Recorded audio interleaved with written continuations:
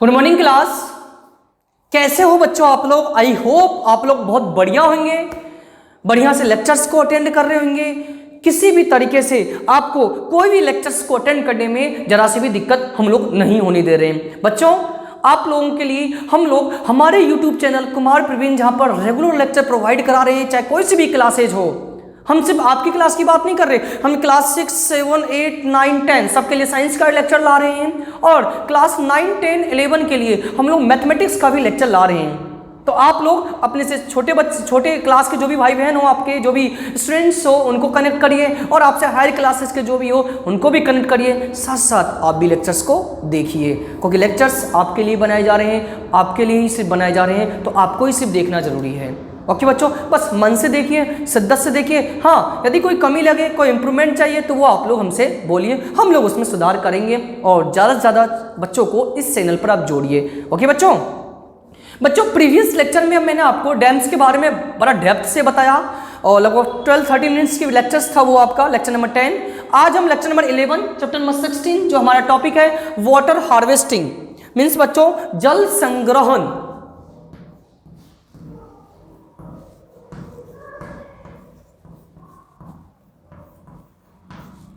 क्या है बच्चों हमारा टॉपिक? जल संग्रहण। बच्चों इस टॉपिक में हम क्या पढ़ेंगे? जल संग्रहण के बारे में, पानी को कैसे बचाना चाहिए। कई सारे टॉपिक्स हैं, हालांकि थोड़ा बहुत तो आपको भी मालूम है, लेकिन वो जो आपको मालूम है ना कि नल बंद रखना चाहिए, ये सब चीज़ें ये चीज़ें छोटी क्लासों में हम लोग जानते थे, पढ़ते आ रहे हैं। बट आज कुछ और भी चीज़ों को पढ़ेंगे कि वाटर हार्वेस्टिंग कैसे किया जाए, कैसे पानी को बचाया जाए। तो बच्चों आइए लेते हैं हम लोग। सबसे पहले एक बॉक्स दिया गया, उस बॉक्स को पढ़ लेते हैं, क्योंकि यहाँ पर एक काफ़ी बेनिफिशियल इन्फॉर्मेशन प्रोवाइड कराया जा रहा है। क्वेश्चन है जो एग्जामिनेशन में काफ़ी बार पूछ लिया गया है। तो आइए पहले बॉक्स को लेते हैं। Hindi medium page number 310, English medium page number 277। A traditional technology is helping India waterman have saved thousands of parts village and transformation the lives of thousand of villagers in one of India most and regions. एक पारंपरिक प्रौद्योगिकी द्वारा भारत के Waterman देश के सबसे शुष्क क्षेत्र के सूखाग्रस्त गांवों के हजारों ग्रामीणों को जिंदगी बदल दी, जिन्हें वाटरमैन का नाम दिया गया है। ऐसे उन्हें, अब कौन है अभी आगे नेक्स्ट पैराग्राफ में आपको मालूम चल जाएगा, जिन्होंने सूखे गांव थे जहां पर पानी की बिल्कुल कमी थी, वहां पर पानी इकट्ठा करके उन लोगों की जिंदगी को उन्होंने बदल दिया। In 2 decades of efforts of Dr. Rajendra Singh, 8,600 johar and other structure to collect water have been built in Rajasthan, and water had been brought back to 1,000 villages across the state। क्या कह रहे हैं बच्चे? नाम आया, underline करिएगा। 2 दशकों के प्रयास के बाद डॉक्टर राजेंद्र सिंह, अंडरलाइन करिएगा, भारत का वाटरमैन इन्हें कहा जाता है, डॉक्टर राजेंद्र सिंह। एग्जामिनेशन में सीधे आपसे क्वेश्चन ले सकता है। ने राजस्थान में पानी इकट्ठा करने के लिए 8600 जोहेड़ और अन्य संरचनाओं का निर्माण कराया। 8,600 जोहेड़। जोहड़ क्या होता है हमने पहले भी पढ़ चुके हैं, हमारे ट्रेडिशनल सोर्सेज है वाटर के। राजस्थान में जो पानी का पारंपरिक स्रोत में जोहड़ का भी नाम आता है। अन्य संरचनाओं का निर्माण किया और राज्य भर में 1000 गांवों में पानी वापस लेके आए। ठीक है बच्चों। In 2015 he won the Stockholm water prize, underline करना, it was the most prestigious award with honours a person who contribute to the conservation and protection of water resources for the well being of the plant and its inhabitants. बच्चे 2015 में उन्हें, underline आप लोग भी करेगा, Stockholm पुरस्कार जीता। भारत का वाटरमैन कौन? डॉक्टर राजेंद्र सिंह। स्टॉकहोम पुरस्कार कौन जीता? डॉक्टर राजेंद्र सिंह। यह बहुत ही प्रतिष्ठित पुरस्कार है जो ग्रह और निवासियों की भलाई के लिए जल संसाधनों को सुरक्षित में योगदान करने वाले व्यक्तियों का सम्मान करता है। अब सही है, हम लोग देखते हैं टॉपिक क्या है। Watershed management emphasis scientific soil and water conservation in order to increase the biomass production. जल संभर प्रबंधन में मिट्टी एवं जल संग्रहण पर जोर दिया जाता है। वाटर शेडेड मैनेजमेंट है, इसमें होता क्या है, एक तो पानी को बचाया जाता है, सॉइल एंड वाटर दोनों को बचाने का काम किया जाता है बच्चों। The aim to develop primary resources of land and water to produce secondary resources of plants and animals for use in manner which will not cause ecological imbalance। बच्चे समझिएगा क्या कह रहा है आपसे। इसका प्रमुख उद्देश्य भूमि एवं जल के प्राथमिक स्रोतों का विकास, द्वितीयक संसाधनों, पौधों एवं जंतुओं का उत्पादन इस प्रकार करना कि पारिस्थितिकी असंतुलन पैदा न हो। समझिए, वाटर शेडर मैनेजमेंट के दो इंपॉर्टेंट एम है। क्या एम है? फर्स्ट, एक तो जो वाटर के प्राइमरी रिसोर्सेज हैं उनको डेवलप करना, सेकंड जो पौधे और जंतुओं का उत्पादन इस प्रकार करना कि कोई भी इम्बैलेंस क्रिएट ना हो। Water shaded managements not only increase the production and income of the water shaded community but also mitigates drought and floods and increase the life of the downstream dams and reservoirs. Various organizations have been working on rejuvenating ancient systems of water harvesting and alternative to the mega projects like dams. समझिएगा बच्चों क्या कह रहा है आपसे। जल संभर प्रबंधन न केवल जल संभर समुदाय का उत्पादन एवं आय बढ़ाता है, सिर्फ उत्पादन और आय ही नहीं बढ़ाता है, वरन सूखे एवं बाढ़ को भी शांत करता है। सिर्फ आपकी इनकम ही नहीं बढ़ाएगा, ड्रॉटनेस, फ्लड्स, इनको से भी आपको बचाएगा। निचले बांध एवं जलाशयों का सेवा काल भी बढ़ाता है। वाटर की पानी लंबे समय तक स्टोरेज करने के भी काम करता है। अनेक संगठन प्राचीन काल से जल संरक्षण प्रणालियों को पुनर्जीवित करने में लगे हैं। बांध जैसी बड़ी परियोजनाओं का विकल्प बन सकते हैं। कई सारे ऐसे ऑर्गेनाइजेशन है, कई सारे ऐसे संगठन हैं जो शुरुआत से ही वाटर हार्वेस्टिंग, जल संरक्षण के लिए काम कर रहे हैं। और डैम्स यदि ना हो, डैम्स की जगह हम उनका भी उपयोग कर सकते हैं। समझिए बच्चों, मतलब पानी को कैसे भी बचाना है हमें। 100 बात की एक बात, जिससे प्रकृति को भी नुकसान ना हो, किसी भी तरह का इम्बैलेंस क्रिएट ना हो। क्योंकि डैम्स के बारे में तो हम पढ़ चुके हैं कितना नुकसान होता है।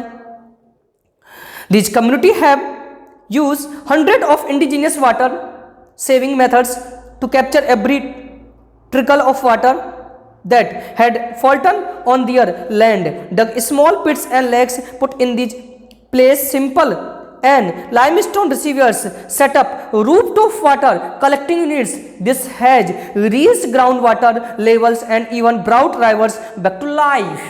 बच्चों क्या कह रहा है समझिए कि इन समुदायों ने जल संरक्षण के ऐसे सैकड़ों तरीके विकसित किए हैं जिनके द्वारा धरती पर पड़ने वाली प्रत्येक बूंद का, एवरी रेन वाटर ड्रॉप का संरक्षण किया जा सके। यथा छोटे छोटे गड्ढे खोदना, झीलों का निर्माण, संसाधन जल संभर व्यवस्था की स्थापना, मिट्टी के छोटे छोटे बांध बनाना, रेत तथा चूने के पत्थर को संग्राहक बनाना, घर की छतों से जल एकत्र करना। इससे भूजल स्तर बढ़ेगा और नदी भी पुनर्जीवित हो जाती है। कई सारे मेथड्स दिए गए हैं वाटर शेडेड मैनेजमेंट में, जिसमें पानी को बचाने के उपाय ढूंढे जा रहे हैं। किस तरीके से ग्राउंड वाटर लेवल, निचला जो पानी का निचला स्तर है उसको हम बढ़ा सकें, ताकि पानी की समस्या को हमेशा के लिए दूर किया जा सके। बच्चों next paragraph, water harvesting is an age old concept in India. जल संग्रहण भारत में बहुत पुरानी संकल्पना है, कोई आज का विषय नहीं है, सदियों से चला आ रहा है बच्चों, सदियों से चला आ रहा है। ये अंडरलाइन करिएगा बच्चों। राजस्थान में खड़ीन एंड टैंक्स यानी बड़े पात्र, अंडरलाइन करिएगा। नारी, राजस्थान में कौन कौन से ट्रेडिशनल सोर्सेज, खड़ीन और नारी। महाराष्ट्र में बंदारस, ताल, मध्य प्रदेश एवं उत्तर प्रदेश में बंदिश, बिहार में अहार तथा पाइन, हिमाचल प्रदेश में कुल, जो हम पढ़ चुके डिटेल से, जम्मू में कांद क्षेत्र में क्या होता है, तालाब, तमिलनाडु में एरिस, केरल में सुरंगम, कर्नाटका में कट्टा। ये सभी हमारे, अंडरलाइन करिएगा, कोई भी आ सकता है भाई। कर्नाटक में ट्रेडिशनल सोर्सेज क्या है, तमिलनाडु में क्या है, एरिस, जम्मू में क्या है, तालाब, हिमाचल प्रदेश में क्या है, कुल। तो ये इसमें से डेफिनेट आपका एक क्वेश्चन बन सकता है। तो आपको याद क्या करना है, कौन कौन से स्टेट में कौन कौन से वाटर शेडेज मैनेजमेंट है, तो उनको आपको लर्न करके रखना है। एक नंबर का क्वेश्चन कोई सा भी स्टेट का पूछ सकता है बच्चों इसमें। Some of the initial water harvesting, including water convenience structure, still in use today. See figure 16.4 an example. आप एग्जाम्पल नेक्स्ट पेज पे देखिए। वाटर शेडेज मैनेजमेंट में खड़ीन का एक पिक्चर दिया गया है।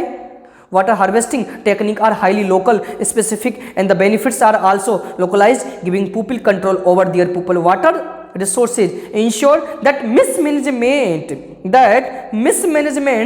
and over exploitation of the resources is reduced and removed।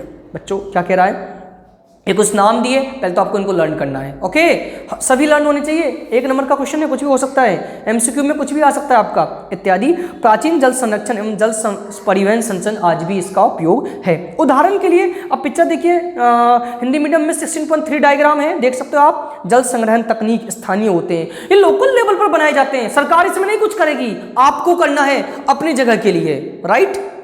इसके लाभ भी सीमित क्षेत्र तक ही होता है, ज़्यादा नहीं, बहुत ज़्यादा प्रॉफिट होगा लोकल लोगों को ही, स्थानीय लेवल पर इसका लाभ भी मिलेगा। स्थानीय निवासियों को जल संरक्षण का नियंत्रण देने में इन संसाधनों का एक कुशल प्रबंधन एवं अतिदोहन कम होते हैं अथवा पूर्णतः समाप्त हो सकते हैं।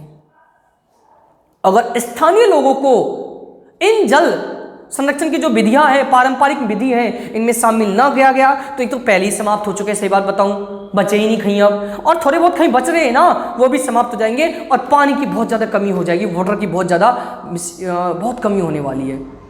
तो इनका जरूरी है कि इनको मैनेजमेंट तरीके से स्थानीय लोगों को सौंपा जाए ताकि वो इनका प्रबंधन भी कर सके। In largely level terrain the water harvesting structure are mainly crescent shaped earthen embankments or low straight concrete and rubble check dams built across seasonally flood gills monsoon rains fill ponds behind the structure। समझिएगा बच्चों क्या कर रहा है, बड़े समतल भूभाग में, जो समतल प्लेन जमीन है में जल संरक्षण मुक्त है, अर्धचंद्राकार मिट्टी के गड्ढे अथवा निचले स्थान, वर्षा ऋतु में पूरी तरह भर जाने वाली नदियां, प्राकृतिक जलमार्ग पर बनाए गए चेक डैम जो कि कंक्रीट अथवा छोटे कंकड़ टुकड़ों पत्थर द्वारा बनाए जाते हैं। इन छोटे बांधों के अवरोध के कारण इनके पीछे मानसून का जल तालाबों में भर जाता है।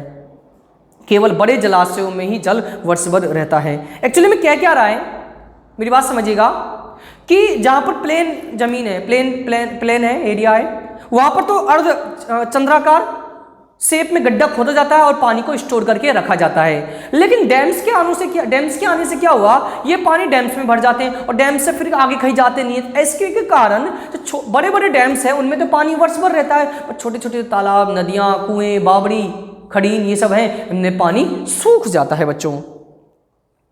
Only the largest sector hold water year around, most dry 6 months or less after the monsoon. Their main purpose, however, is not to hold surface water but to recharge the groundwater beneath. The advantage of water stored in the ground are many। बच्चों समझिए क्या कह रहा है आपसे,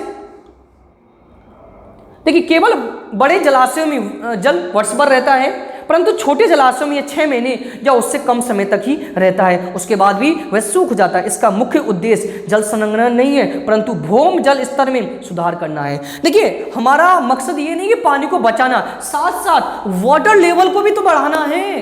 भाई जमीन का जो पानी है जब तक वो नहीं बढ़ेगा हमारी समस्या दूर नहीं होगी। पानी को बचाओ बट वाटर लेवल को भी आपको बढ़ाना है, तभी तो वाटर हार्वेस्टिंग, वाटर मैनेजमेंट कहलाएगा। वाटर सेट मैनेजमेंट का उद्देश्य क्या है कि वाटर लेवल को, ग्राउंड वाटर लेवल को आपको इंक्रीज करना है बच्चों, क्योंकि जो ग्राउंड वाटर है इनसे हमें कई बेनिफिट्स है भाई, समरसेबल हो, बोरिंग हो, कुएं, तालाब, इनमें पानी तो वहीं से आता है बच्चों। तो आइए next page, English medium. It does not evaporate but spread out to reach wells and provide moisture for vegetations over a wide area. In addition, it does not provide breeding grounds for mosquitoes like stagnant water collected in ponds or artificial lake. The groundwater is also relatively protected from contaminated by humans and animal waste. देखिए फायदे क्या है ground water के। जल का जो ground water है भूमि जल के रूप में संरक्षण के कई लाभ है। भूमि जल से अनेक लाभ हैं, ये वाष्प बनकर कभी उड़ता है। जमीन का पानी कभी वेपर थोड़ी बनेगा भाई, पानी जो गर्मी के दिनों में ऊपर रहता है ग्राउंड के ऊपर उसका वेपोराइजेशन होता है, बट जो जमीन के अंदर है उसका वेपोराइजेशन कभी नहीं होता, ये आप भी जानते हो। सेकंड, इसके अतिरिक्त इसमें मच्छरों के जनन की समस्या भी नहीं होता है। बड़ा जमीन के अंदर पानी, उसमें मच्छर होंगे नहीं भाई। ऊपर जो पानी है जमीन के ऊपर, उसमें मच्छर होते हैं। अंदर जो ग्राउंड वाटर है उसमें कभी ऐसी मॉस्किटो प्रॉब्लम्स नहीं आती है। भूमजल मानव एवं जंतुओं के अपशिष्ट से झीलों तालाब में ठहरे पानी के विपरीत संदूषित होने से अपेक्षाकृत सुरक्षित रहते हैं। एक्चुअली में जो ग्राउंड वाटर है वो कभी भी पोल्यूटेड नहीं होते, क्योंकि जमीन के नीचे होते हैं। अपने जो जमीन के ऊपर वाटर है वो तो क्या है, हमारे ह्यूमन या एनिमल वेस्ट के कारण पोल्यूटेड भी हो जाते हैं, बट इनके पोल्यूटेड होने की संभावना बच्चों कम होती है। तो इस तरीके से हमें हमारे पारंपरिक जो भी वाटर रिसोर्सेज है इनको भी बचाना है, साथ के साथ ग्राउंड वाटर लेवल को भी आप लोगों को बढ़ाना है। बच्चों नीचे एक पिक्चर्स दिया गया है आप लोगों को। आप जब इस पिक्चर को देखिएगा, एक्चुअली में 16.3 हिंदी मीडियम, 16.4 इंग्लिश मीडियम खड़ीन का डायग्राम है। एग्जामिनेशन पॉइंट ऑफ व्यू से मैं इसको इंपॉर्टेंट नहीं मानता हूँ, बट अब ईयर्स तो मेरे को ध्यान नहीं, प्रीवियस ईयर्स में इसका डायग्राम आ चुका है। इसीलिए आप लोग किसी भी साइंस में डायग्राम को लाइकली न ले, पूछा जा चुका है। अब मेरे को इसका नॉलेज नहीं है कौन सी ईयर में पूछा गया, शायद 16-17 में पूछा जा चुका है, 15 में मैं आपको बता दूंगा। बट इस चीज़ का ध्यान रखिएगा, इसका भी डायग्राम की आपको प्रैक्टिस करनी है। तो एग्जाम के लिए हर डायग्राम साइंस में तो बेसिकली इंपॉर्टेंट रहता ही है, तो लाइकली नॉलेज भी डायग्राम को। ओके बच्चों आज हमने इस टॉपिक को कंप्लीट किया।